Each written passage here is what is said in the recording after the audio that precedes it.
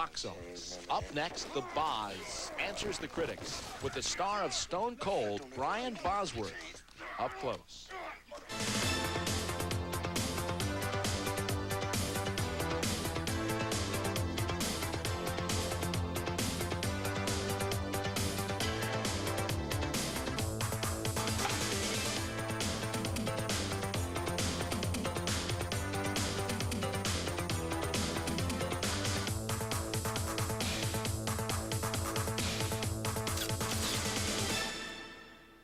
Hollywood loves the anti-hero, whether it's James Dean or Steve McQueen or Clint Eastwood or Stallone or Schwarzenegger or any of the one men against the world figures.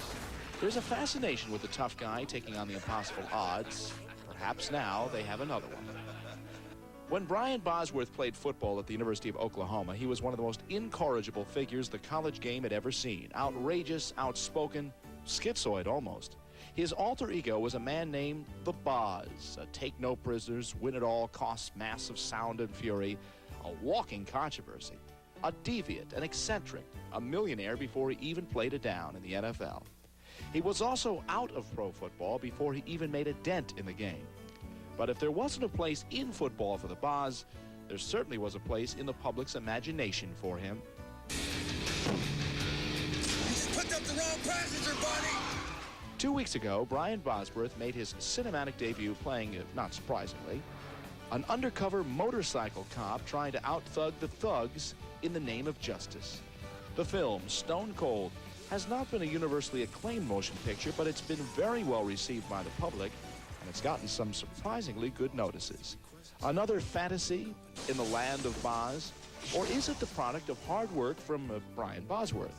Today, Brian Bosworth talks about the critics, the public, the press, and more with the newest Boz office attraction, Brian Bosworth, up close. And now joining us up close, Brian Bosworth, not the Boz. We're going to talk about that in just a few moments. More or less taking the Boz out of your life completely, out of his life professionally.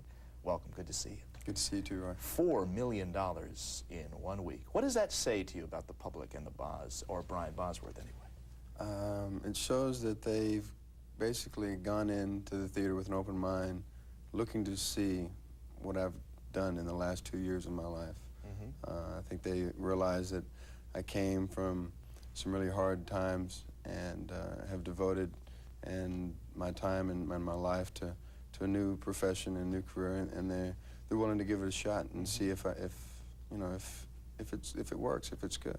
There have been skeptics, there have been cynics, and there have been people who have just been plain mean-spirited. Steve Kelly of the Seattle newspaper is one.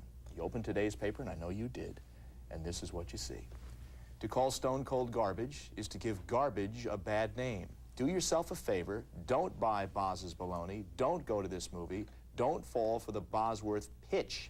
He, says Steve Kelly, he is as much a fraud on the big screen as he was on the gridiron. It is so bad Roseanne Barr should sing the national anthem before each show. That last line was pretty good anyway. Does that hurt? No, it doesn't hurt. It doesn't really hurt. It hurts me that there's, people out there who have so much hate inside them. Now, you've never met this man, no, even when you were playing up there. No, I think he's a columnist.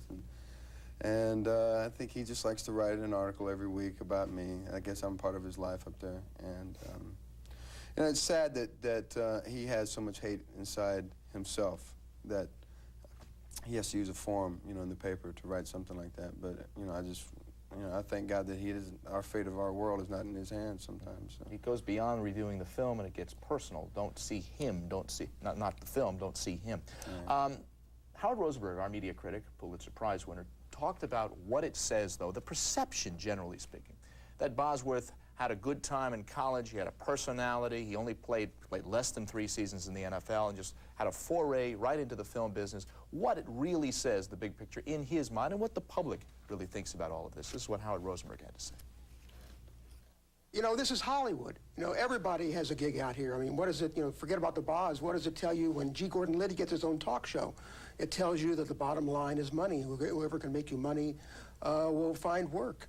And the Boz is no exception. I mean, I haven't seen his movie, but I've seen his act for a lot of years. And this is a guy who's not only packaged by other people, he's packaged by himself. Now, that suggests that you didn't pay any dues at all, and there are certain people who certainly say that's true. You did study acting for 6 years. You worked very Actually, hard. 4 years. All right, 4 years. Okay. But still, the fact is that the effort was made, and it also suggests that people aren't allowed to move into other lines of work. I mean, once you're pegged as a football player, that's all you can do in your life. Yeah, which I don't understand that concept. I can't fathom that concept at all. To me, everybody can do as much as they want to, whenever they want to in their life. Just prepare yourself to do that. In terms of paying